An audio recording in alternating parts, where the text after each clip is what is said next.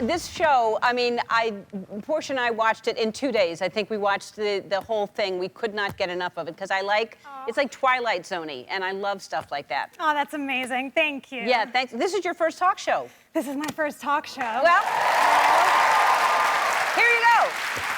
Very surreal. And I grew up watching your show in Dubai, and so this is a very special moment for me. Thanks. I mean, I think my show is on a couple times a day in Dubai, somebody told me. Yeah, it's huge there. Yeah. And it was so cool to see a female leader growing up, because in the Middle East, I didn't have much of that around me, so it meant a lot. Oh, yeah. Very cool. Thanks. So, Archive 81, I get things early, and I saw it before it came out, and I was like freaking out over it, and I'm so happy that people are loving it. It was like the #1 show on Netflix. New York Times just called it one of the best shows ever on Netflix. Yeah. And like I said, can you describe it to everyone? I think it's like Twilight Zone-y, and kind of scary. Yeah, it's very creepy. So it takes place in 2 timelines. There's present day. An archivist named Dan is hired to archive some footage that my character Melody made in 1994. And so it cuts between the 2 timelines. It's very voyeuristic because you're watching him watch her, and he gets very invested in her story and trying to figure out what happened to her. And it is scary. I'd say it's more creepy than scary, but there are moments that freaked me out. Yeah. Yeah. Portia jumped a few times. Yeah. I mean, there's some things that, and so Mamadou was on the show, your co-star, but you really weren't. Were you ever in scenes together? Yes. We're in a couple of scenes together. That's right, because we can't explain, but yes, you were. Yeah. And then there's going to be a season 2. Have you started that yet?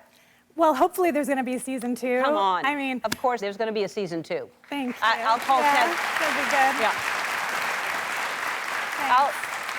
I will call Netflix after we talk today. Will you call them yourself? Yes, and I will tell them I want to know this week, because I Okay. need to make plans, and I'm waiting. I'm calling Ted right after this. Okay, good, thanks. And you started out as a dancer. You talk about being in Dubai and seeing a woman, in kind of a big position. Yeah. But being a dancer, I'm sure your parents weren't thrilled about that in Dubai, that you would want to be a dancer. Yeah, you're not expecting your Saudi Muslim daughter to become a dancer, so that was a surprise.